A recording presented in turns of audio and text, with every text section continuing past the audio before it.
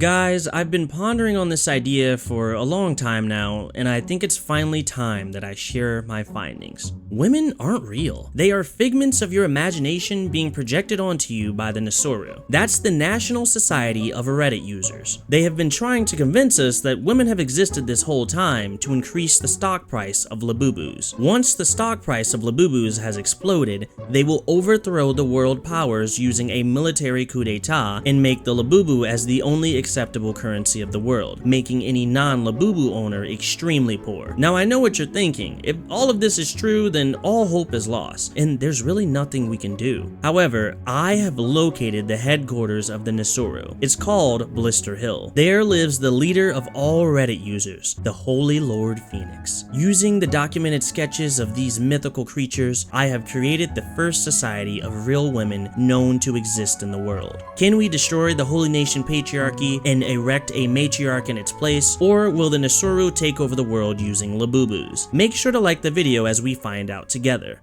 Let's begin. Starting off, our hero spawned in an abandoned town in Venge. At first, I thought it was a blessing to spawn here, since around us lay thousands of dollars worth of valuable items that we could sell. However, it was clear to me that the Nesoru had allies in very high places, because as we began to collect our loot, God started raining down fire from the sky in an effort to kill us. As I gathered all the loot I needed from this place, I ran like hell from the death-beaming rays as quickly as I could. Now that we had valuable resources to sell, it was time to get our society off the ground. There was a rumor that a city near the Holy Nation was patiently awaiting the destruction of the Patriarchy, and was known as a safe haven for all of womankind. This city was called Detroit, otherwise known as the Hub, so I started making my way to the Hub. Our journey there was overall surprisingly peaceful. On the way there, we stopped in a nearby town for supplies, and we did receive some odd looks from the locals, but there was no way for them to tell us apart from the projections in their mind, so they must have just been foaming at the mouth due to Agatha's womanly charm and Sasha's scandalous ligaments. After buying a few backpacks and of course some food using the money we gained through selling the items we found, we were almost to the safe haven. We even accidentally stumbled across the great city of Ohio, where we gathered several building materials and weapons that we could use to defend ourselves. These weapons were far from good, but they'll suffice for now. At last, we had finally made it to the beautiful safe haven known as Detroit, but it looked like the Redditors were one step ahead of us, because the city was in absolute ruins, and it seemed like this big bustling city had been reduced to a bunch of alcoholics and schizophrenics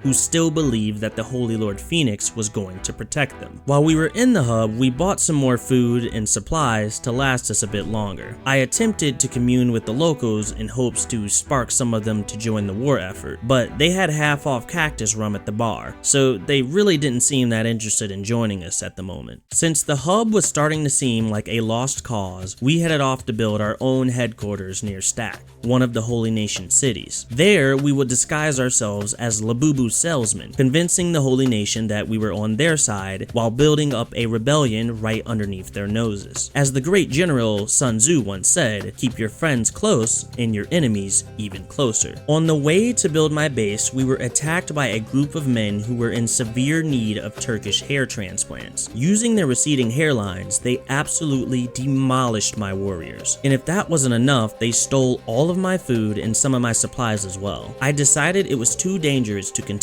forward, so my new base of operations would be right here, outside of Stack. Here, I constructed a small shack and research bench where we could study the weapons needed to end the Holy Nation. However, it wasn't long before my tribe began to starve due to hunger. This wouldn't be a problem if the Rogaine warriors hadn't attacked us earlier, but alas, that is how we are dealing in the current situation. As I had ventured out on my mission to prevent my society from starving the second it had started, I stumbled across a group of bandits attacking some drunkards at a nearby bar. The bandits put up a pretty good fight, but in the end, you will not easily beat katana-wielding ninjas who have a BAC higher than their body weight. Once the bandits went down, we looted them, gaining some pretty decent armor and weapons, and I sold the extra supplies off them to the nearby bartender. After looting about 10 bandits, we only had enough money to buy about a day's worth of food. But then I thought to myself, why am I doing all all of this extra work just to make money to buy food. After all, once we erect our matriarch society, we will be in charge of the rules of the new world. So it's best to start living the way that we want to right now. In ancient times, Native Americans used every part of the animal in order to survive. No part would go wasted. So what's the point of wasting a completely good corpse in my society when it has far more uses? So I had my goddesses gather up all the men who lay down unconscious on the floor, and we soon turned them into slow roasted shish kebabs. Now they did try to fight back with one last hurrah by reminding me of the glass ceiling by standing on my head. However, this only made their sweet meat taste even more delectable. Now, some of you might claim that the treatment of these bandits is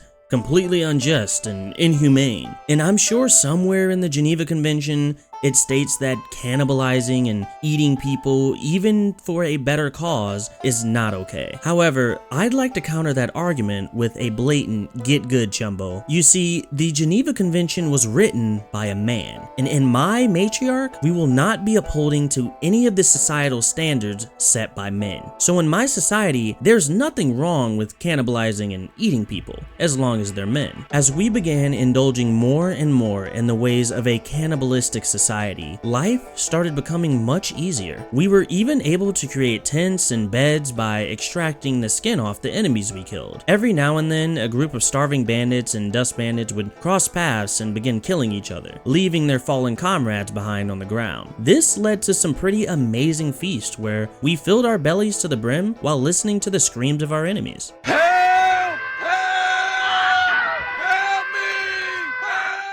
However, our glimpse at a perfect society was interrupted when we were greeted by the most annoying, tedious, and ridiculous event in Kenshi, Prayer Day. If you aren't familiar with Prayer Day, imagine a scenario where a Jehovah's Witness knocks on your door and tries to convert you to their religion. Now, you go along with the matter and you nod your head, but you really don't believe in what they're saying, of course. Now imagine this happening every week for the rest of your life. Ideally, your first reaction would just be to shoot them. However, if you do so, an entire army of Jehovah's Witnesses will come to your doorstep and shove religious texts down your throat until you die. This, my friends, is the living hell that is Prayer Day. Believe it or not, the Holy Nation wasn't that surprised when they came across my base and saw me cannibalizing and eating people right in front of them. Their only issue with my society was that we were women living without, I quote, brotherly guidance, which is against the Holy Nation's law. They said that they'd be reporting this to the High Inquisitor, and if they come back and there's no human male who leads over us, they will kill us all. The military might of the Holy Nation is currently much larger than my 5 cannibals, so there's no way I'm winning in hand-to-hand combat. However, I'd already been preparing for this exact scenario. Ladies and gentlemen, I'd like to introduce you to my friend Steve.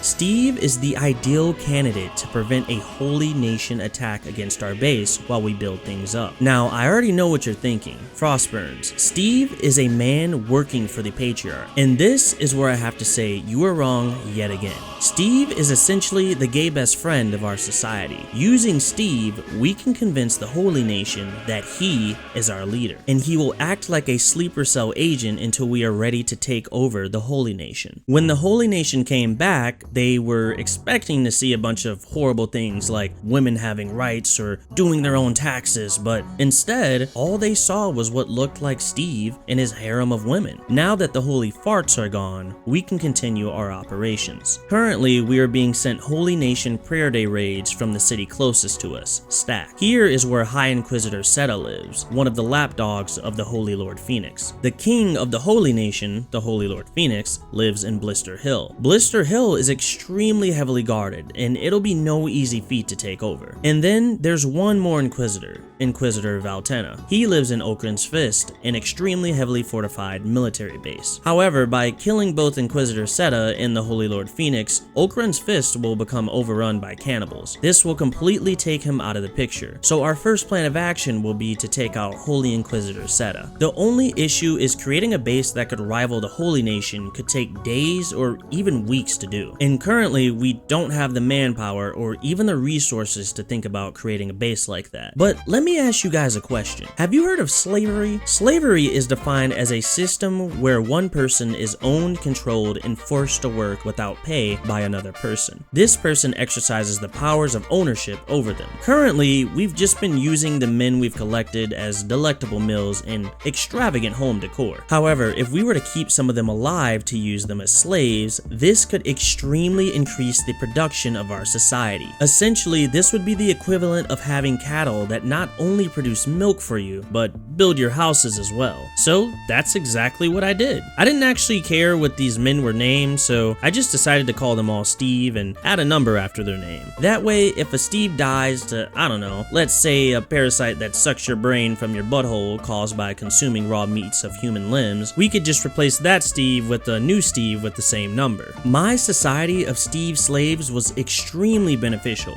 We were able to build even more houses, more research, and of course, provide comfortable living accommodations for our Steves to sleep in. Soon, our Steves were the living, driving force of our society. We had them mine all day and night, create electricity for us, farm, and even make sure our bellies were full by collecting as many human limbs as possible. And if the Steves disobeyed me, well, they'd be tonight's big loser. Our economy hit our absolute highest point once we started extracting human skin off our enemies and selling them as leathers to nearby Holy Nation shopkeepers. It wasn't extremely profitable, but I gained an extreme amount of joy knowing that the Holy Nation was manufacturing clothes for their troops using human skin from my vanquished enemies. After acquiring around $30,000 from human skin, we were able to research defensive walls and turrets to match the might of our economy. After mounting every wall with harpoon turrets that will pierce your skin in a matter of seconds, and training our Steves to use them, we were finally ready to defend against a Holy Nation attack. And just in time came a Holy Nation prayer day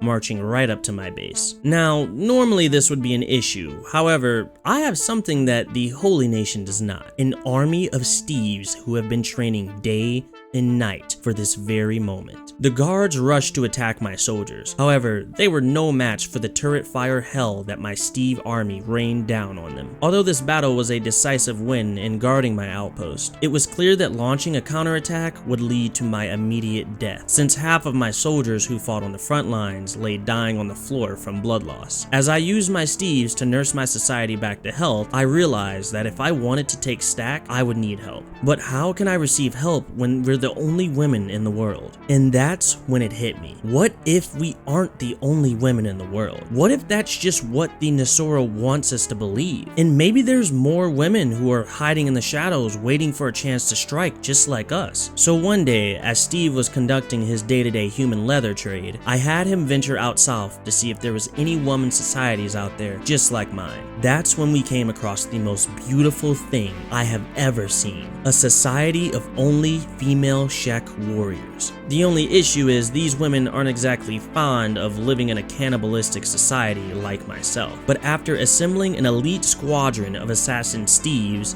knocking the Shek warriors out, and stealing them out of their homes from their loved ones, I was able to amass several female soldiers willing to join my cause. The hardest part was teaching them that there's nothing wrong with eating men in our society. Meat. Look, meat. Huh? No, look, see, it's fine. Look, meat. Now that we have formed an elite army of warriors, it was time to launch our attack on Stack, the city that was sending constant Holy Nation raids and prayer days to our society. Stack was not as well defended as Blister Hill. The only real defensive threat they had was a few turrets on the left and right side of the walls. So I split my party up into two different groups, assaulting both sides of the wall at the same time. Reinforcements soon rushed in from the city, but their holy flame was no match for my squadron of soldiers fighting to end the tyranny that the Holy Nation puts down on its inhabitants. As the turreters went down, we soon rushed towards the center of the city. We even beat up a Holy Nation citizen so bad to the point where it looked like he was trying to complete a Torsolo challenge. After dealing with the outside forces, it was time to take on Inquisitor Seta. Now, Seta was one of the Holy Lord Phoenix's most powerful soldiers, and he definitely lived up to the name. As we were fighting him, he managed to take out several of my soldiers in the process. And on top of that, he sliced off the arm of Sasha in the middle of battle. Although Seta was much stronger than us, his lieutenants were not, and we soon vanquished him by overwhelming him with our sheer numbers. As I came home from our glorious battle, I carried the Inquisitor and some of his men home on our shoulders. But I realized that I completely forgot to feed the Steves before I left, and when we got home, they were absolutely ravenous. So I skewered all the soldiers, and the Steves rushed in to eat as much as they could. There was something absolutely poetic about watching the men who terrorize the world being slowly roasted alive as several of your slaves eat their limbs right as they fall off the bone. Now with Inquisitor Seta gone and Stack no longer under the control of the Holy Nation, it was time for our final target, the Holy Lord Phoenix. As we saw with our last battle, the victory of Stack was not a decisive fight. One of our main troops, Sasha, lost one of her voluptuous ligaments. Several of our troops got knocked out, and the only reason we won that fight was because we outnumbered the Inquisitor Seta with our soldiers. But if we were to take the fight to Blister Hill, we'd be outnumbered 10-1. Blister Hill is an extremely well-defended base with hundreds of troops, extremely powerful soldiers, and the Holy Lord Phoenix himself. If I wanted to take out the Holy Lord Phoenix, I needed to learn how to become the most powerful nation in the entire world. So I researched day and night for a way that could give us the upper hand on the Holy Lord Phoenix and his nation. Days and weeks I spent in and out of ancient libraries uncovering any clue that our ancestors could have left behind for us. It wasn't until one day I came across an ancient text that spoke of a small army of men triumphing against hundreds of thousands of enemy soldiers. They called them the 300.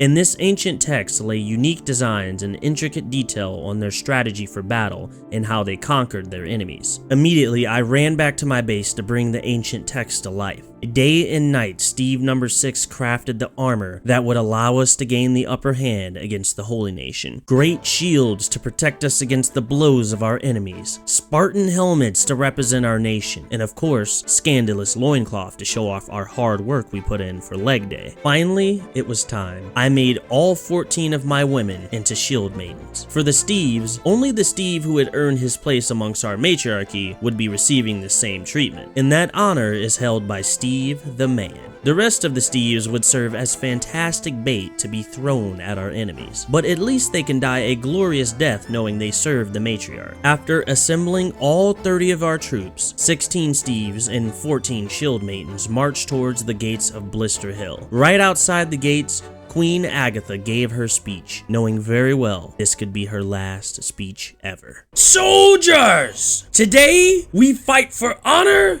and glory. We fight for the matriarchy. We fight to end the tyranny of the Holy Lord Phoenix. And most importantly, we fight to feast on the sweet, delectable meat of our enemies in battle. So today, whether you live or die, you fight and die for the matriarch. Forward! I scoped out the defenses of the base. The front was heavily guarded by turrets and a second layer of walls, but as we all know, the best entrance is always through the back. The back door gave easy access to the Holy Lord Phoenix's throne room. 5 men guarded the gates. We sent in our Steve army as a distraction, and they immediately started chomping down on the arms and legs of our enemies. Soon, our shield maidens flooded the center of the city, blocking blows with their mighty shields while laying down multiple soldiers with their hammers and blades. Soon, turret fire began raining down from the buildings above on the Steves without shields, so we assaulted the turreters, rendering them completely useless. But all went south when the Holy Lord Phoenix came out of his throne room, and with him came every high paladin underneath his control, along with his protector of flame. The Phoenix and his soldiers were extremely powerful, and we needed to do something about it now. That's when I had my remaining Steves who weren't dead take control of the enemy turrets, firing down arrows that dwindled the remaining forces of the Holy Nation. Soon after being outnumbered by the Shield Maidens and taking an extreme amount of arrows,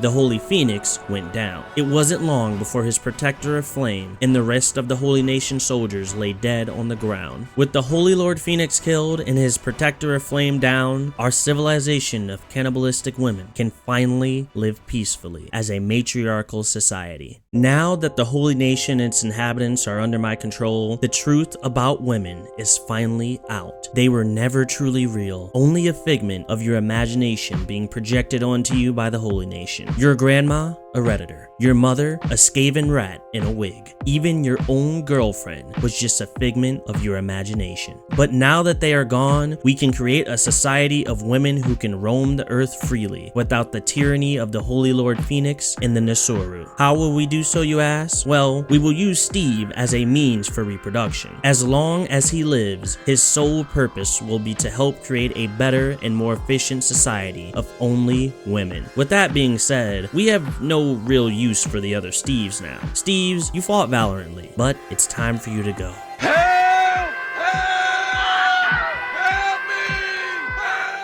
If you laughed, giggled, or even produced a toxic gas using your ass cheeks while watching this video, make sure to drop a like. If you're interested in more content like this, make sure to subscribe and check out my channel where I do Kenshi videos, RimWorld videos, and even more. With that being said, I love you guys and I'll see ya.